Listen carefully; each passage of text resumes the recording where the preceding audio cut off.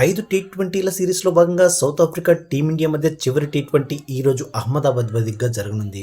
ఈ సిరీస్లో లక్నో వేదికగా బుధవారం జరగాల్సిన 4వ టీ20 పొగమంచు కారణంగా రద్దయిన నేపథ్యంలో ఈ మ్యాచ్ సిరీస్ విన్నర్ను డిసైడ్ చేస్తుంది.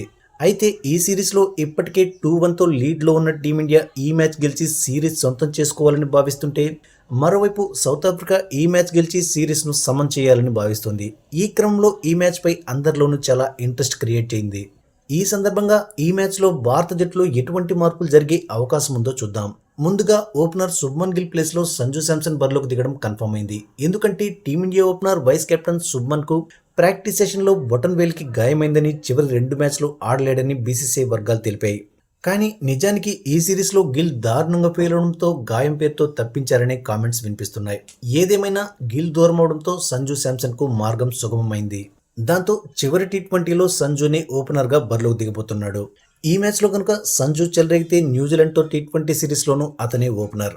ఇక టీమిండియా మరో ఓపెనర్ అభిషేక్ శర్మ ఈ సిరీస్లో ఆశించిన స్థాయిలో పర్ఫామ్ చేయలేదు. స్టార్ట్స్ అందుకున్నప్పటికీ దాన్ని బిగ్ స్కోర్స్గా మార్చడంలో ఫెయిల్ అయ్యాడు. దాంతో ఆఖరి టీ20లోనే అతను చెలరేగాలి.